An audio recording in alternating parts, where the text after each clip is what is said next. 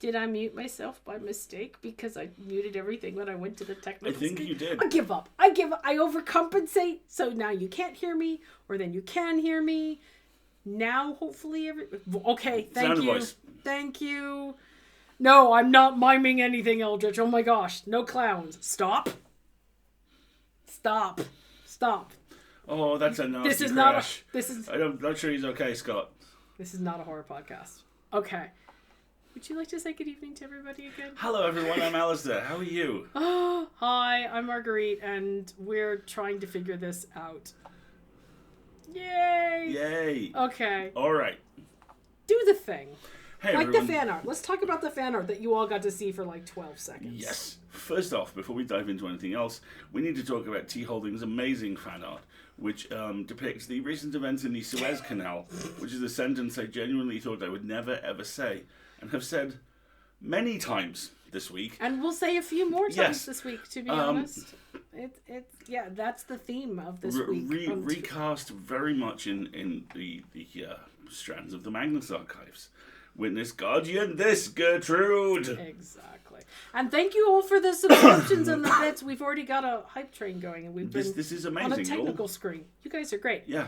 Introduce our guest, would you please? Our guest today is the extraordinary Sheree Clark. Which means now we're going to put on our headphones and cross our fingers that we push the button and nothing falls over again. We're going to talk about that. The Unbroken, which we will be talking about in detail. You need this book. Right. But first, But let's put first, Sheree up we're on going the to headphone up. screen. You ready? Yeah. Hi, Sheree. Thanks for being patient. Hi, Sheree. How you doing? Howdy, guys. How are you? Not bad, not bad. We're here. We made it. We'll keep an eye on things, but everything looks stable now. Thanks again for your patience. Alistair, why don't you introduce Sheree's many amazing accomplishments? Yeah, Sheree is one of our editors at Podcastle, which is the fantasy show that we run.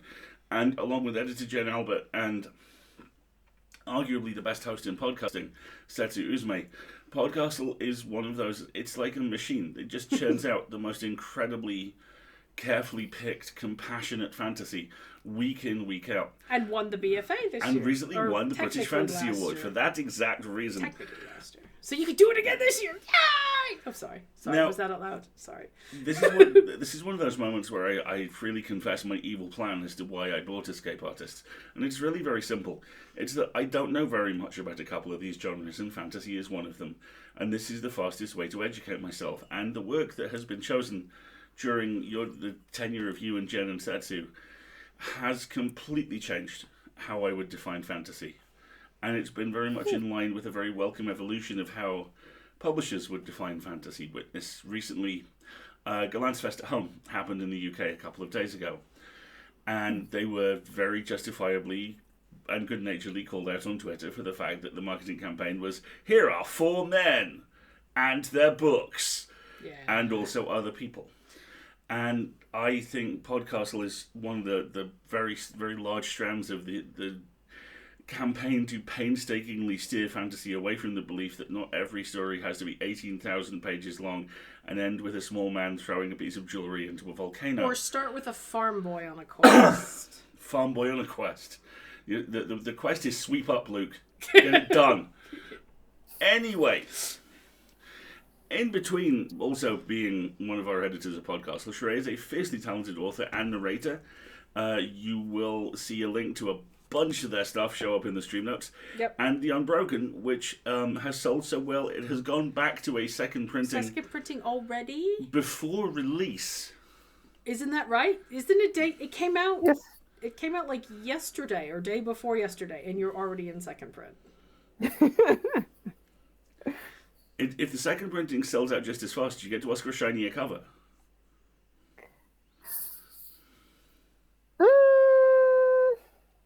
A shinier cover. Well, you Like should with ask for foil on it or something. stuff. Oh, well, we do have there's a special edition. Oh, really? Don't get excited. No. Don't get excited. But people are receiving them now. They were in a Lumicrate thing. Oh, neat. So- Oh, cool. Very nice. What's special about it? Do you know? Well, yes. We might have some sprayed edges. Oh, classic. We might have a secret inner cover on the actual hardback cover, God. like the cardboard cover. Nice. And there might be some what's the opposite of embossing? Inlay. Inlay. Yeah, Yes. there might be a little... Not sticky up, little but inlay. lay down. Yes. The incredibly technical professional term. The technical term. That's what I had in my head. Sticky up or lay down. Yeah, okay. So, perfect. That sounds fantastic. Oh, that's amazing. Awesome. Do you want to tell us about the book? Just get us started, and sure. Then we'll ask you 90 million questions. Awesome. So The Unbroken is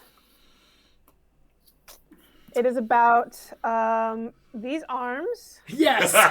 If you've missed the Twitter promo campaign about the main character being ripped, don't miss the Twitter campaign about the main character being ripped.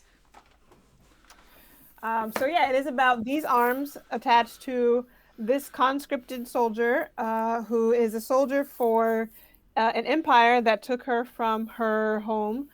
And it is more than a little bit about what she does when they send her back to stop a rebellion in this homeland that she doesn't really identify with anymore. And she's acting opposite the imperial princess, who also wants to stop this rebellion, though for perhaps different reasons. So, yes. And it's totally a kissing book. That's like one of my tags is like, is there kissing in this book? OMG. Yes. It's good. So I have questions. I have many questions. You have conversational talking points. I have conversational talking points, if you will. One of the things which I all manner of stuff really... I'm sorry, I have to say this. The chat said, look at your character. Now look back to me. Are they ripped? No. Get a new protagonist. One of the things that really, really leapt out at me from this is how incredibly well realized the mindset of the empire that... isn't France honest? That Terrain is recruited by is. Because there is such staggering arrogance in... Yeah, there's a rebellion in the city which we kidnapped you from when you were a child. Go and squash it. And I just... That fascinates me. That exact point where evil and banality and arrogance absolutely cross over. And I was wondering... What were the influences on the... I am not going to try and pronounce their name because somehow my brain logged it in as the J.G. Ballard Empire, and I think it's the... at least one of the I's is silent from what I could tell. Why don't you pronounce the names for us, Sheree? Sure. All right. So we have the Alasdair Empire. Alasdair, there it is. Okay.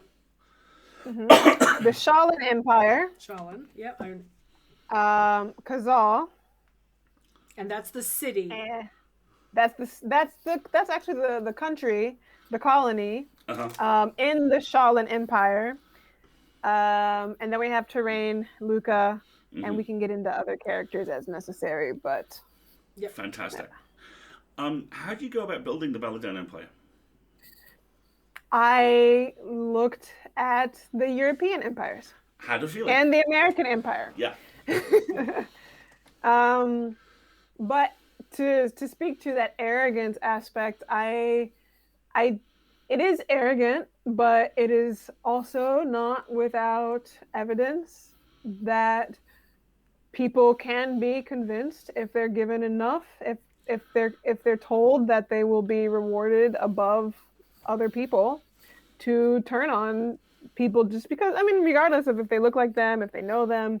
And since we have the conscripts, even at a further remove, they don't know, well, the younger ones especially don't really know who they came from, what connection they have. And so I don't think it's that much of a stretch, considering even like current political actors, there are plenty of minority people who are actively making laws against their whatever minority group. Pretty Patel. Wasn't going to say anything, but... Oh, no. I pull no punches. But yeah, the idea that just because people share certain demographics doesn't necessarily they mean that their politics are the same or their gender politics are the same. Yeah. Exactly. That there's. Can I pause for just a second? Do. I'm really sorry. Because I forgot to do this earlier, and I put it in the chat already, folks. But we do have some content warnings for tonight, and they have to do mostly with socio-political themes. We're going to be talking a lot about colonialism, and we are going to be talking, or at least referencing, a little bit of violence. So please do check the link in the show notes for a complete breakdown of the content warnings. For tonight. And I've also just realized that we are so excited to talk to you that we've just completely launched into this and forgotten the opening monologue all over again. It's like the tech issues have become our new the tech issues are the opening monologue. It's now. Awful. But that's okay. We'll just skip it. We'll just skip it. We want to talk about the book. That's more important. We really do, because there's no way to say this without sounding pejorative, but you did such a spectacular job with them. It didn't present as fantasy. That was actually one of my questions, is so many of the themes that seem really important to you in this book, like, I mean, deconstructing is maybe the wrong word, but really taking colonialism to task and getting into the layers of it and the intricacy of it, didn't necessarily have to have a speculative element. You could have told this as a secondary world fantasy, maybe without some of the magical or the supernatural elements. What was your thinking about using the fictional, the genre elements? Yeah, actually, I did think a lot about that when I was working on it, because one of the things that was bouncing around in my head at the time was, like, as I was ideating it and stuff, was that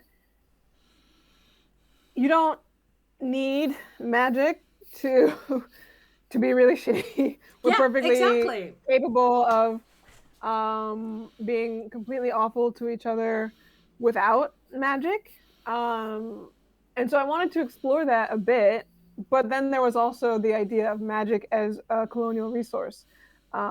It was a driving force in real world colonialism, and so I wondered a bit more, since it's such a prevalent thing in fantasy. Let's go explore and find this magical doohickey. And without actually exploring, like, okay, well, who are we going to take this magical doohickey from? It's just take it, win it, leave. And so I wanted to dig into that a bit more. Its consequences really do seem to be one of the things that genre fiction in the 21st century is starting to steer back towards. Thank God. And strange.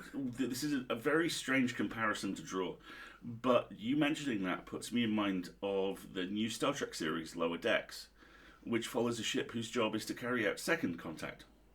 So they don't do the glamorous or dangerous stuff. They literally come along afterwards to do the paperwork. And make sure nothing's on fire, diseases haven't accidentally spread, or anything like that.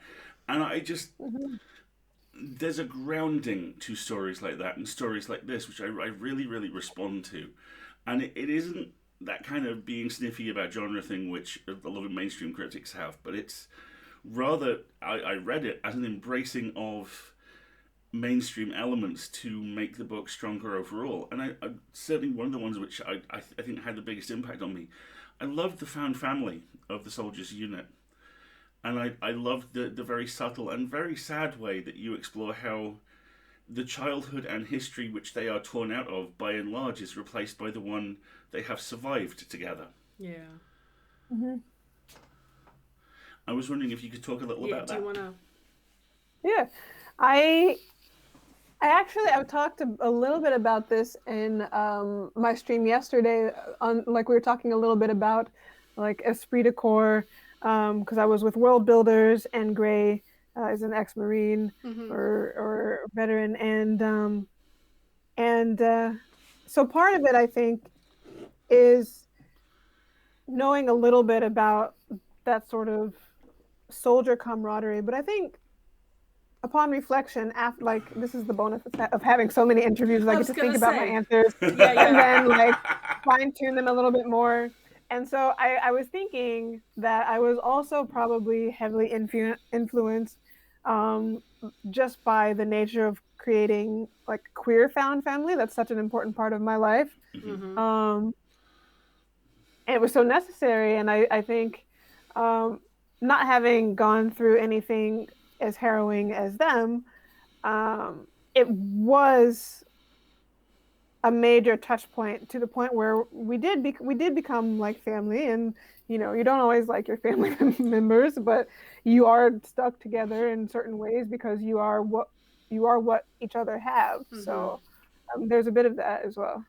Yeah, and how found family can be all the more complex for when it is, again, a family you find in particular circumstances, especially difficult, traumatic circumstances, and yet not everybody in the family is going to agree. I mean, your protagonist has like some best friends, and they do not agree on several kind of fundamental points, and yet they still go to the mat for each other.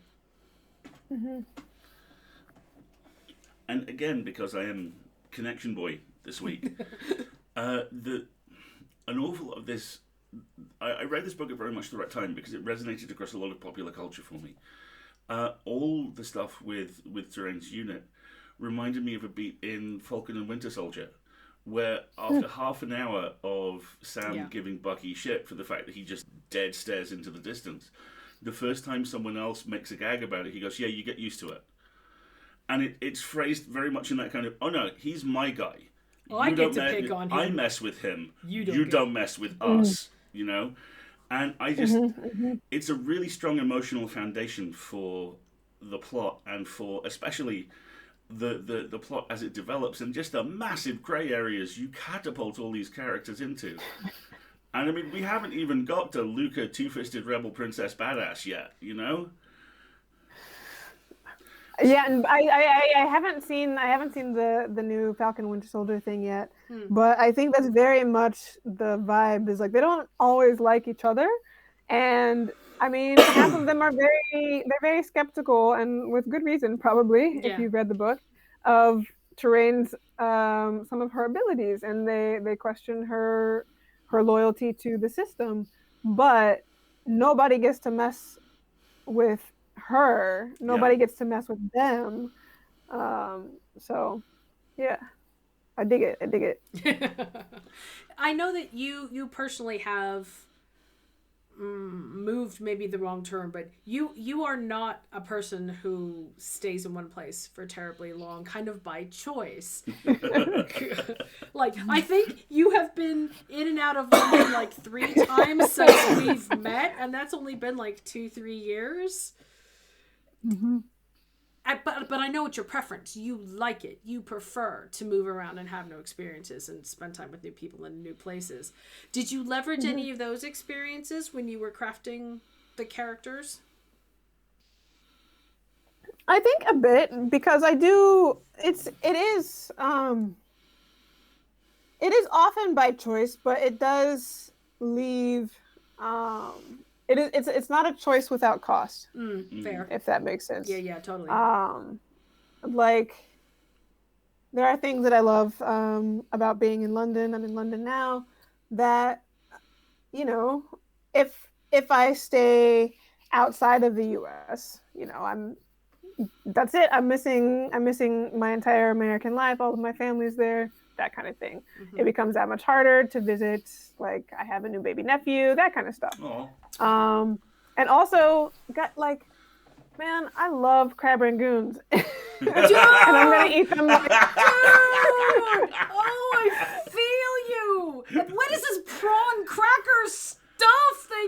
Okay, see, I like them. You can have but they my are lifetime not supply. Crab rangoons. They are not crab rangoons. You can't get them. And so, like, I'm just like, if I leave the U.S., if I move out of the U.S., I'm just like, I'm committing to not eating them except like once a year. I know.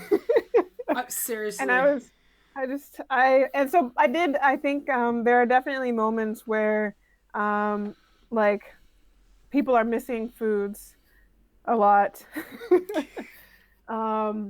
But I mean, there's also like aspects of moving to a new country and having to get used to new foods and finding the things you like and then suddenly obsess over. And then, like, when I moved to Taiwan, I was really obsessed with scallion pancakes for a while. Oh, scallion pancakes are the best. Yeah. They're so good. Oh. So good. Yeah, it's like, I think about now if I went back to the US. One, I'd have Jamba Juice and bagels again, which would be amazing. But I would lose all the really, really great Indian food that you get in the UK. And like, some of the stuff I would really miss. But I mean, that's what culture is so prevalent in food. It's why there's so many tropes about it and so many like. I also miss tacos. Dude, come to my house. I will cook you tacos. I make tacos these days. Done. Yeah, done. Totally. Also, one of the 2 Taco Bells in the country is literally across the street. Yeah, there is one Taco Bell in the South, and it is across the street from my house. We could almost lean out of the door and shout an order to them, and they would hear it. I'm positive I single-handedly keep them in business, because Taco Bell isn't the greatest, but it's American tacos. So, you know, I'll take what I can get, right? A brief food and communication-related sidebar. One of my oldest friends used to work in a defense journalism organization in Bradford. If you're not familiar with Bradford, it's a hill. The city is at the bottom of it. Everything else is basically about here. And their favourite takeout, they worked out, because half these folks were ex-military, was on direct line of sight with their office. And they were always on deadline, so they couldn't take the 10 minutes to ring up. So after a while, they worked out the exact window that they could see, dropped a pair of binoculars around to these folks, put a whiteboard in the window, and wrote the order on it.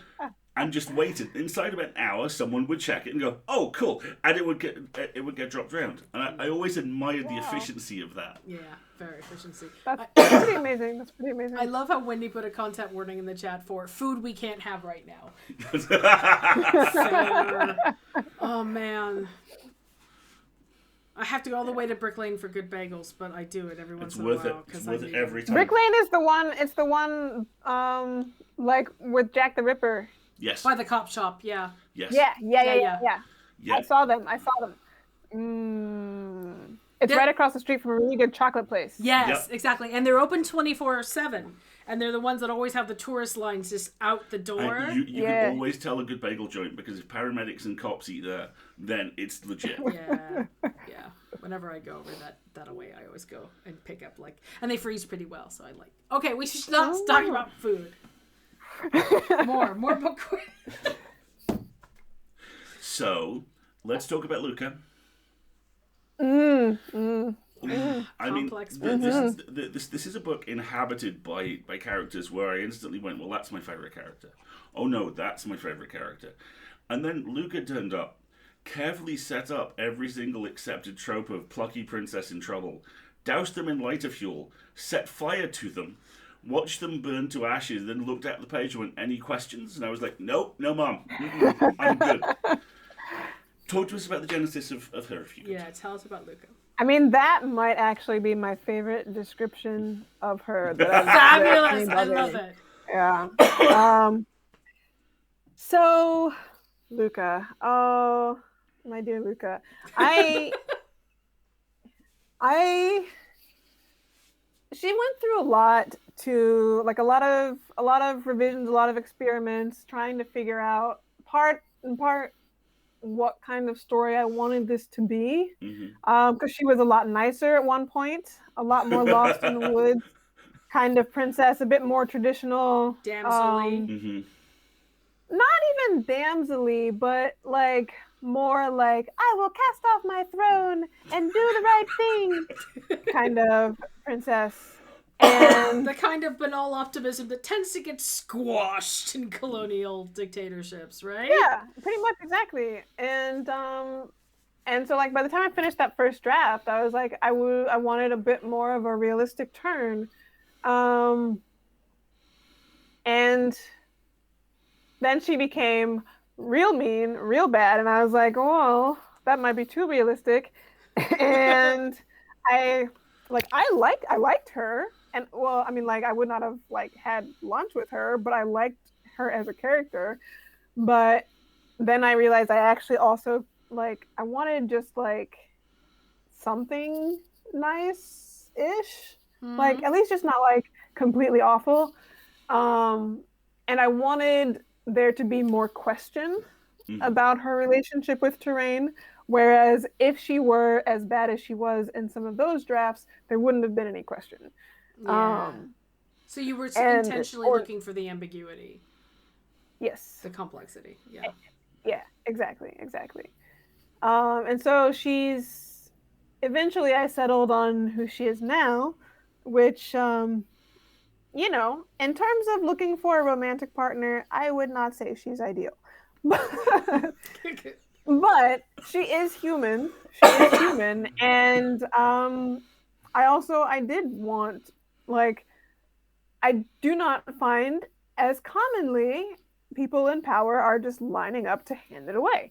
And so I wanted to explore that a bit more. Like what would she do with that power realistically? And also, you know, if we were going to play this like walking the edge of enemies to lovers, like what would it take to make a real enemies to lovers situation happen? Is it possible? Is it not? What does that end frame look like? And yeah, so that's kind of what I ended up exploring with them. And also, I mean, there's some other stuff like, you know, the white savior idea and stuff that we're talking about. But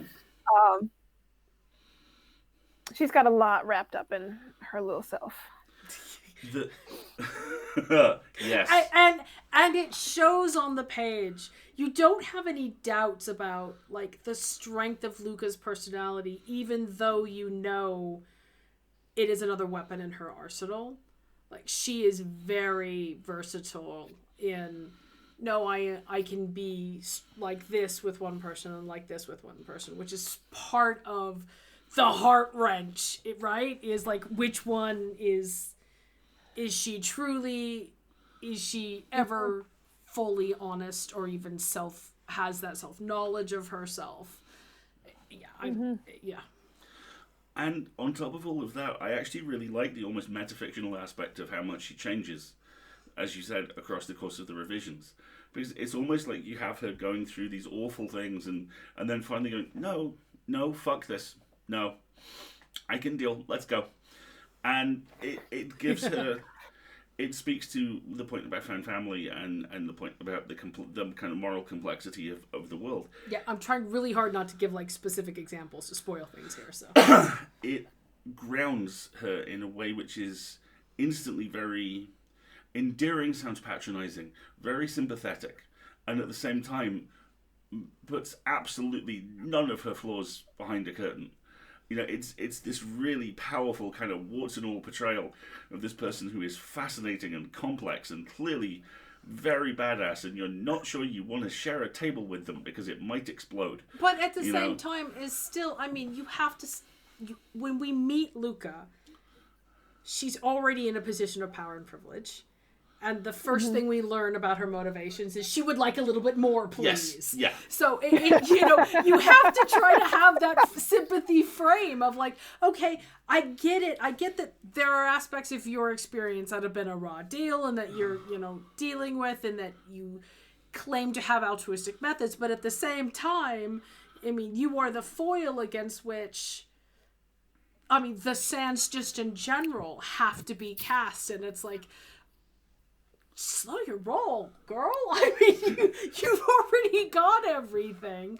Why are you burning through literal human resources to have that little bit more, It's so I get your point about, you have sympathy for her because it is nice to have a woman in power, a woman seeking more power for the purposes of power, not just because it's a trope or because she's going to hand it over to somebody or because it's her birthright or whatever, but because that is her goal and that's what she's pursuing. But you're allowed to criticize the fact that that goal, while internally consistent, is still a bit evil. Yes, absolutely. Absolutely. And I'm always there for characters who are not just a bit evil, but encounter circumstances where people go, are you sure you're not the baddie? I mean, like, Ursula is my favorite Disney villain, She knows what she wants, she's gonna get it, she's unapologetic about it. Moving on. Yes. We cannot go on a tangent talking about Ursula now. No. So More you have these two pillars that the novel is based around. These two very incredibly competent, professional, dynamic women. How do they influence one another in the writing of the book? You mentioned that Luca got less nice, dialed her in a little bit. Yeah. You know, Whoop, too far. Yeah, too far. Did you find yourself in a situation where you were like, well, Terrain needs to be a bit more this, so Luca can be a bit more this? How did they evolve as the book was written? Or did they? Yeah, or did they just show up on the page and you know... And then they fight! And then they kiss! And then they fight! You know. They actually did. I guess I can say it because nobody's gonna see these unless I do like bonus edited cuts. They did kiss more in previous drafts. Oh. But again, I had to sort of dial in like the reality of consent in this situation, and the reality of like, you know, even just reader sympathy, like anything like there had been non-consensual things, but they were definitely like you probably are not coming back from this. Even if they weren't like violently non-consensual, they were power imbalance non-consensual, or misunderstandings, and that wasn't like, you know, it wasn't really something that you could like then be like, and then they kissed and lived happily ever after. So for all that there is magic in this world, that's not a reality, right? That was not the magic. Yeah, exactly. And so I really I wanted to leave room to maneuver. I'm full disclosure, if you've read my general oeuvre, you can count the uncomplicated, unquestionable happy endings on 0 fingers. So you know, I can't tell you where we're gonna get in book 3, but rest assured it will be complicated. But there will be at least some kissing on the way. I can tell you that much. Good. But I think I also it was a challenge for me to figure out how much agency Terrain had. And I know that one of the big feedback points for some people is that it's slower paced in the first bit, and I've been reading this this craft book called Craft in the Real World that talks about like going into workshops, like writers' workshops, in the sort of like white cis hetero patriarchal sort of workshop system in the United States in particular. And what that might do to stories that are not about characters or not written by authors who fit those molds. And it made me think more about like, oh, well, yeah, for people who are expecting something a bit pacier and stuff at the beginning, they're probably missing out because Terrain hasn't claimed any agency for herself. She's a soldier, she takes orders, and she does what people tell her to do, and when she doesn't, she gets put in jail. Or put in like, you know. Exactly. So she just is in the first half, she's sort of blown where things happen, and then things pick up the pace when she can start making her own decisions, and they may or may not be good ones. But she is making them, and that's a key difference, I think, in that pace structure. And I had a really hard time trying to figure out where she fell in that. It's really interesting to me that you got that kind of feedback, because if you look at the arc of the classic hero's journey, that's all the first third of it is passivity, is this bumbling farm idiot has some magical doodaddy thing show up and go, you by no measure of your own, you are powerful, you must go here, and then gets dragged halfway across the country or the universe or whatever and shoved into circumstances. So wow. that feedback does not sit well with me. No. Because that's exactly what you would, in a classic narrative of that type, expect. And so for you to receive that feedback that you were using that type of narrative, I call shenanigans. You could have called that something much less polite. Yes, I could have called that something much less polite. But at the same time, she does have agency. I mean, she may not have physical agency, but she has mental agency. She has experiential agency. Yes. She has the fact that she's being confronted with, perhaps emotionally in a way she hasn't since she was abducted, with the realities of what was stolen from her culturally, the community that she's been denied, the environment she's been denied, and her processing of that, and literally like reshaping her worldview in light of that is nothing but agency. So yeah, for sure. And then there's also just the fact that when I say she doesn't have agency, I realize she is making a very distinct choice, and her choice is survival. Of course. And for many minority folks, like 100% is survival. Exactly. So yeah. Also, there's a really subversive element to that first act and all terrain stuff in it. Shenanigans, derogatory. That I absolutely loved, which is, I can see how people would incorrectly view her making her way through the city as passive, but she's not. She's haunting the place she can't quite remember being from.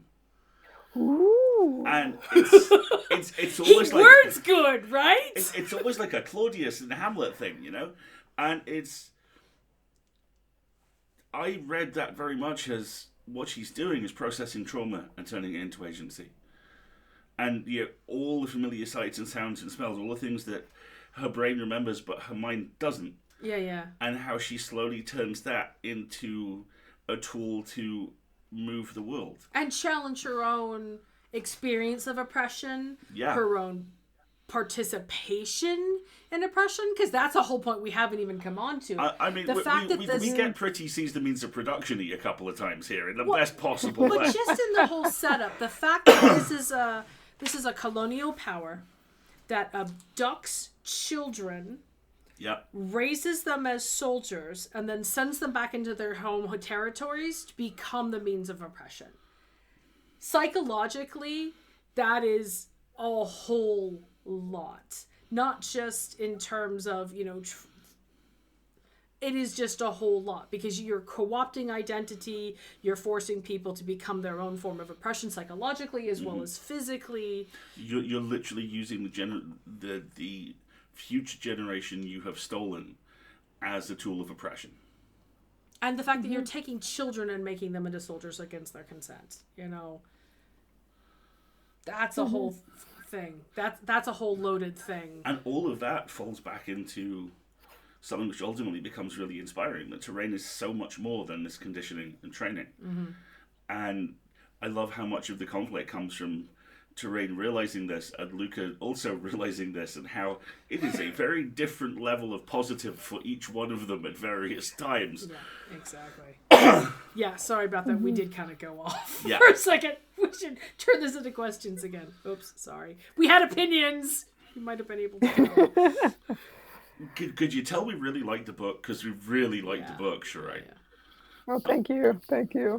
How long were you working on the first book before it was bought and then edited and shaped? I started writing it in 2012. When did you finish? It went through several drafts, but I started querying in 2017 with what I would call like D4, and then or maybe like D3.5, I don't know. And then another couple revisions, and I found an agent and then sold it. Thanks, with Wendy. Draft 5, D5, okay. I think. Or 6, I don't know. I'd have to go back. They all kind of just blur, but there were a lot of them. So, because this is my special flavor of nerdery, I am a massive process gong. I'm curious. At what point did you look at was the book you see now in the process basically there, or were you still adding large sections all the way down through the evolutionary process? Yeah, like what was your first structural edit? Like,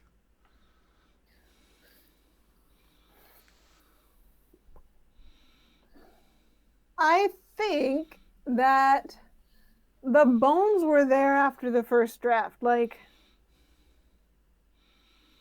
this happens, like the big main things. But there was just too much of the world I didn't have, and too much of the characters I hadn't quite figured out.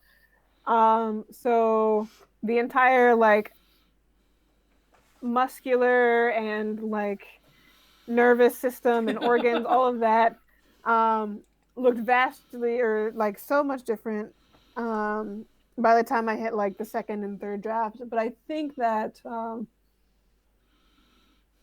by like second and third draft, I was probably like in the right spot. Like everything looked roughly the right way. But balances were off, like relationships weren't right, and there was one character that was not right, and it impacted their relationship with Terrain, and so that actually didn't get rectified until the very, very last draft. So like in that, like when I first started querying in 2017, and when I actually got agented and sold in 2019, had a very like dark time of the soul somewhere in there where like I'd gotten really good replies on the query, but like everyone dropped with the partial and the full, and I got a couple of revise and resubmits requests,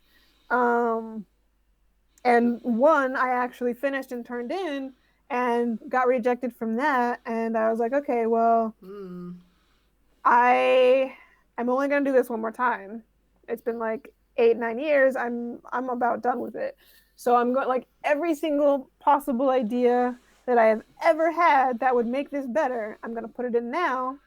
And so that took like another year, but half of that time I wasn't even writing because I was just mad. Fair. Totally fair. I had a friend who was actually really good, and they just like would email me and be like, hey, your novel's really good. Keep going. You can do it. You should finish it again. I'll even read it again if you want, which is the greatest sacrifice because they'd already read it a couple times. That person hopefully got a very nice basket of something. Yeah,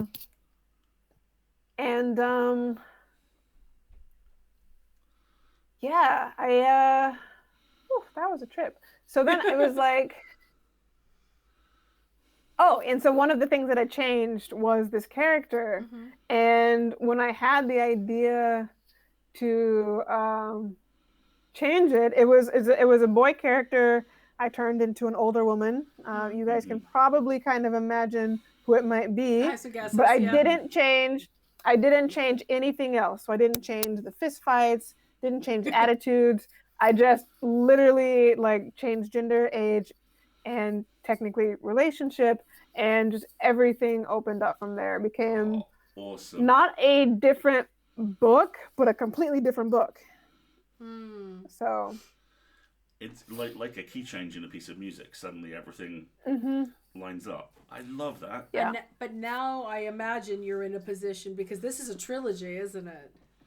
We're getting to that. Oh, well, we're going to get to that right now. Yeah, we are. I said so. So now you're in a position where a book that you've been finding, excavating. I mean, the way I always think about writing books is kind of like sculpture. There are parts that you remove and there are parts that you add, and it's just a matter of which one when.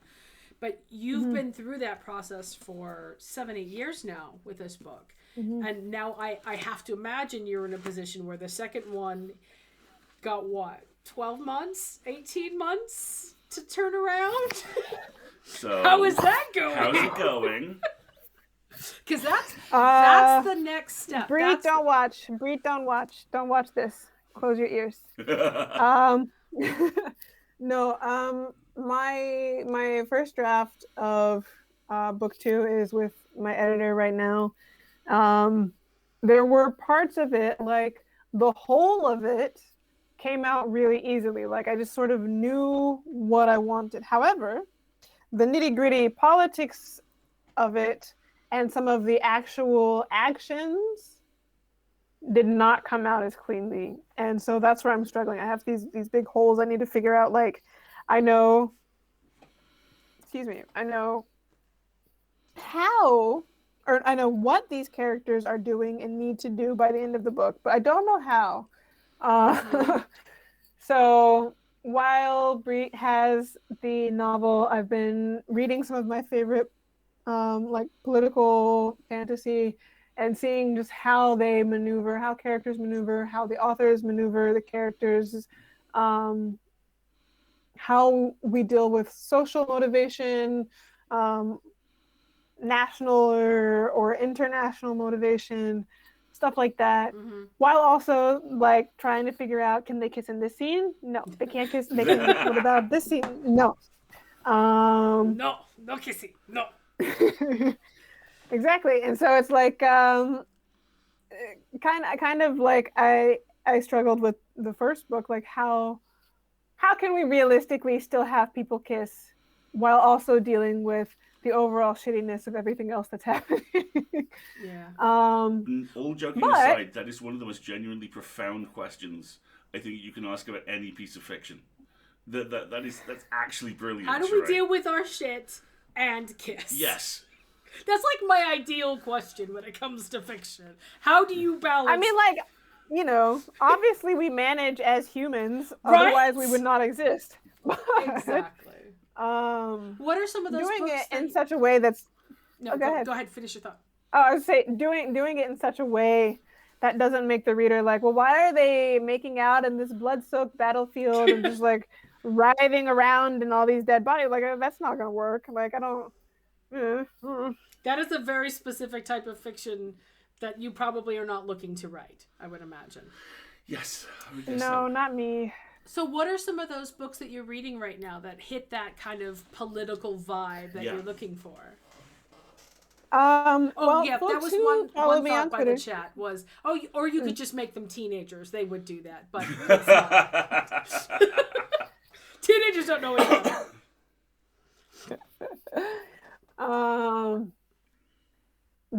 I'm reading A Desolation Called Peace, which is so good. Very much excited to be in conversation with it, like literarily. Yeah, very much so. Rereading Baruch Cormoran, rereading Monster. Nice. And I haven't read Tyrant yet because of life, and so now I'm like, okay, if I finish Monster, then I can read that and see what's up. What else? And then just like actual real world political stuff. You have a stronger stomach than I do then. Yeah, it's not always ideal, but like mostly I'm reading about ex-colonies and how they put themselves back together and what or did not, as the case may be. Yeah. Do you have any particular, I mean, you've talked a little bit about, and I think it's pretty clear from the book that you take a lot of French colonial influence. Are there any particular colonial experiences that you're leveraging?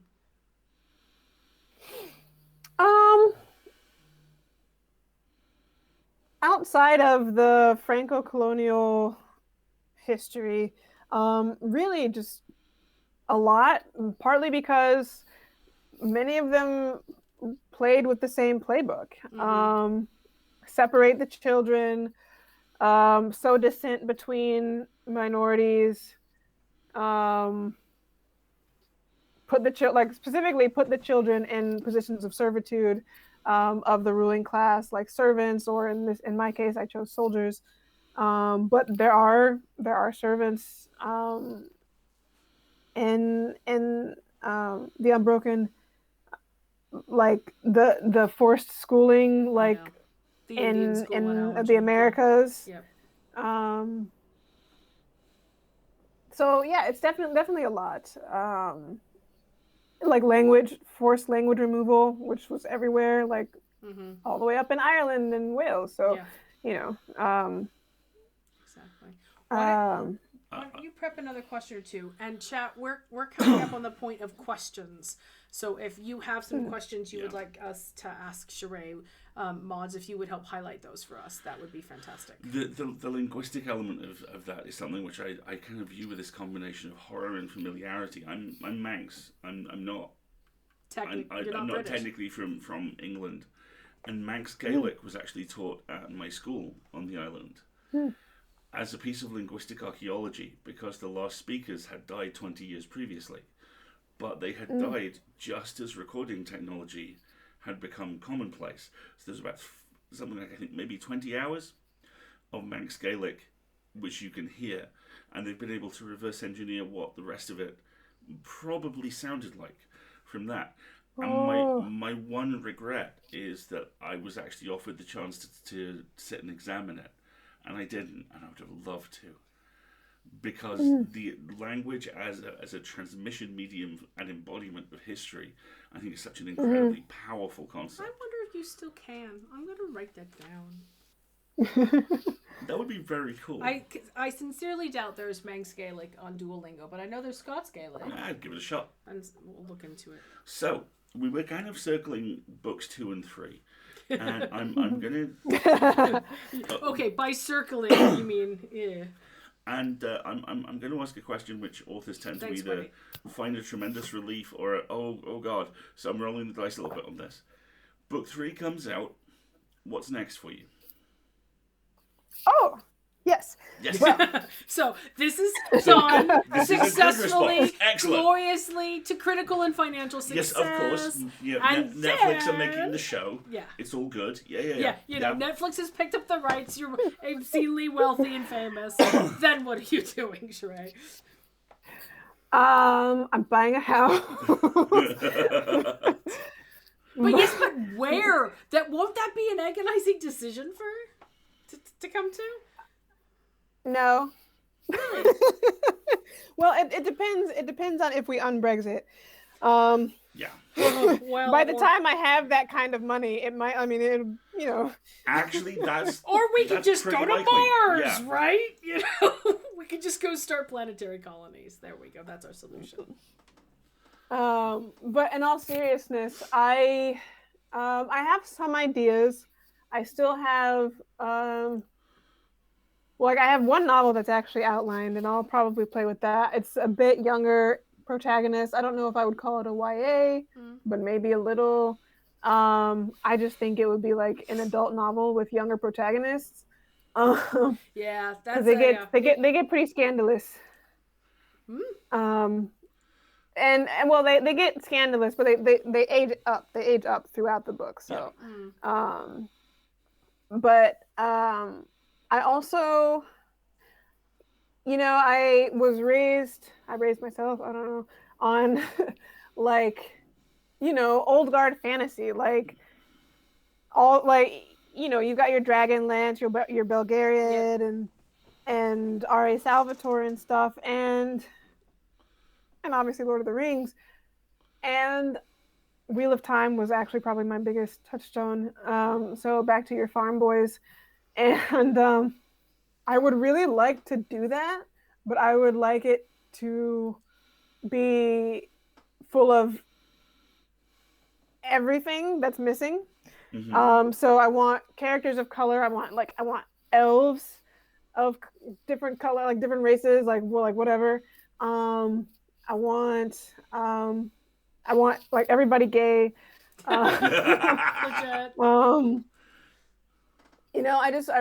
I would love to have a kind of old guard fantasy that's new, like refreshingly new, but still in these same sorts of these places that feel like the fantasy I grew up on, except I can actually see myself in them. I think that would just be amazing. And I want like a big buff sword swingy type lesbic character to just like go off and sweep, other girls off their feet, like whatever. Get rich and famous. Check. Decolonize fantasy. Check.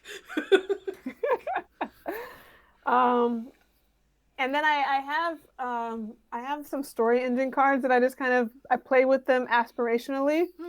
And are those decks of cards that I see that people have that are like different ideas? Yes. Tell me about those. Yeah. I keep seeing them on Twitter. I love them. Yes. What are they? I'm actually going to be alpha testing the world building deck if all goes as planned. So the story engine deck is it's like you can use it if you're as a writer, dungeon master, game master, I don't know, whatever. And you there are different cards, and you can twist them, rotate them because they're labeled on all four sides mostly, or some of them are like two choices. And so you have like character cards or agent is what they are. And so that could be something like warmonger or priest or whatever, wanderer, stuff like that. And then you get a conflict card, like that. It's two-sided. You can and so it kind of creates a conflict between the character and whatever the story engine is, which is usually some sort of want or desire of some sort. And so it's like character, agent wants this or this. You pick which side you want to lock it in, and then but is the conflict card. This happens or this will happen, or they don't have. And then you can put another character card, an object card. There are also like complicated spreads because it gets a little bit like tarot in this way. So you can have more complicated. Yeah. So my favorite ones are the like clash of wills. So you have a character on each side and a desire, like a story engine in the middle. And then they each have their own different conflicts. So like character A wants to be the king of the world, but they would have to kill their mother to do it. Character B wants to be the king of the world, but they would have to give up their only good memory or whatever. And then there's ways that they connect to each other, and I can't describe it all off the top of my head, but it sounds really cool just to play with. I am in so much trouble. Okay, all right. I am in so much trouble. And you said there's a world building one coming up that you're going to help test? Yes, there's I'm going to do a Peter Tchaikovsky, I think is his last name. He is doing a Kickstarter soon, so keep an eye out on that, guys. Ooh, and you're doomed. I'm in so much trouble. So it'll be a bit harder, I think, to get the main deck, which has lots of boosters and stuff in the UK. But because I don't know, maybe with the Kickstarter it will change. He'll do like a re-up for the stuff. But yeah. So the world building one is specifically from the little clips I've seen of card images. About building the physical world around it. So it seems pretty cool. And so I'll be doing like a little flash story, I believe. I'm very excited for that. That sounds awesome. Oh, I'm all the way in for this. That sounds really, really cool. Yeah. Great. We did have one question so far in the chat that I'll raise to you, which is, what are your non-sci-fi fantasy influences? Like, for example, particular historical periods or geographical regions? In general or specifically? Specifically for the Unbroken, definitely. Like I studied French and French literature, which led me to studying Francophone African literature. So Franco-colonialism is kind of my academic starting point. Then I studied Arabic to kind of work in that area as well. But that's kind of broadened my area into like the entire Middle East, North African region. Yeah, I was gonna say. And I wouldn't say I'm an expert in anything at all, but it's something that I do try and read up on and understand a bit better than, at least than most Americans are encouraged to think about it. Yeah. And I do really just like, I know. Oh no. Oh. Oop. Sheree, we may have lost you. Let's give that a moment. Hang on, everybody. No. Are you still there?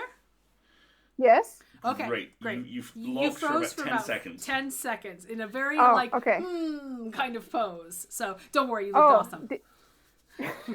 Did you hear me talk about pirates? No! Okay, well that's what I was saying to myself apparently. I know they're like bad guys in theory, but I really like pirates. And so I'm really interested in the golden age of piracy, but also like the actual reality of it, like the fact that it's like not insubstantial amount of pirates were escaped slaves, but also a heavy Jewish population because so many Jews had tried to escape persecution during the wars in Europe. So very interested in that. But me and my agent, we're, talking about like when we can get a pirate novel in there. I don't have like an actual plot for it. I just have like swash, swash, buckle, buckle, and that's it. Play Nothing more wrong with Assassin's swash, Creed. buckle. Play the, which one is Black Flag? Black Flag, yeah. Black Flag? Oh, I love it. Yeah, I was game. playing it several years ago, and I did write like the first, I don't know if it was like a first issue of a little comic book I kind of started toying with, because I think I started because of a cross genre call like about lost histories or something. I remember that. And Long Hidden, that's what it was. And there's a pirate character who like people aren't sure if she actually existed or not. And I can't remember what her tag name was, like Back from the Dead Red, I think. And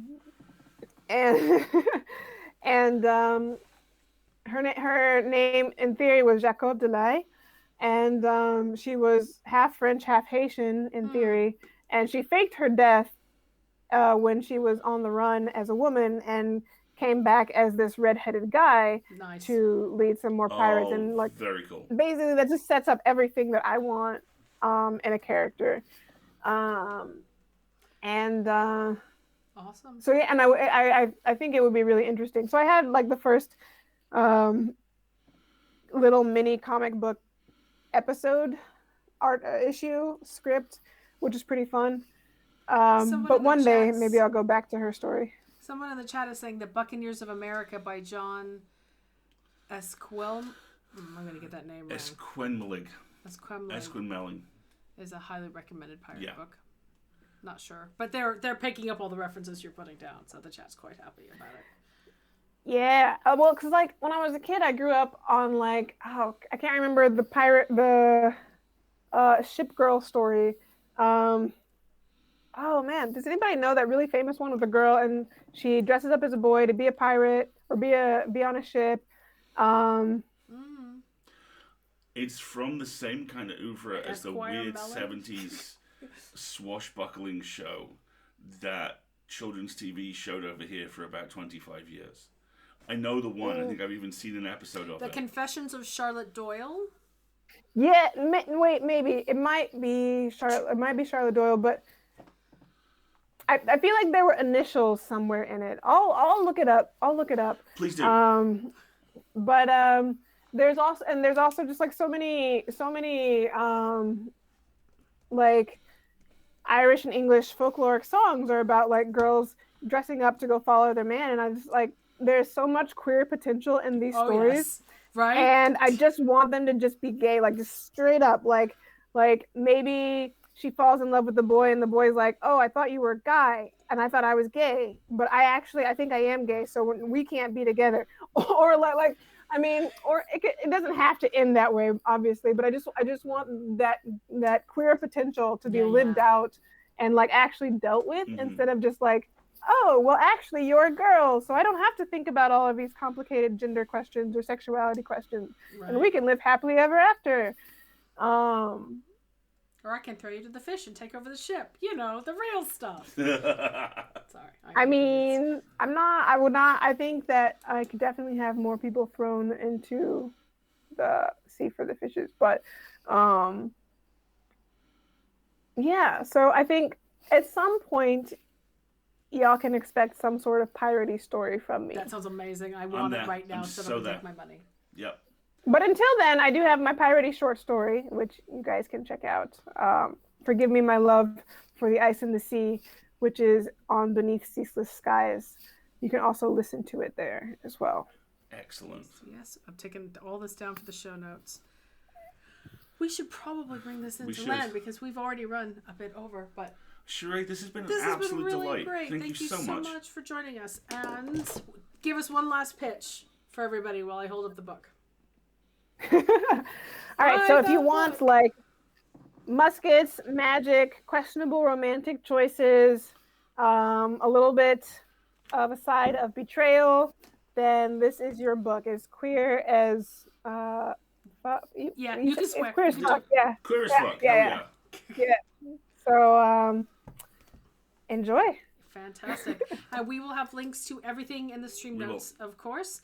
So I think we're going to step away and say goodnight to Sheree, and then we'll be back in a couple minutes. So make sure you get up, take a stretch, get a snack. Meds, make sure the pets haven't ordered any burritos. And then speaking of like boats and angst, we will be back for shenanigans.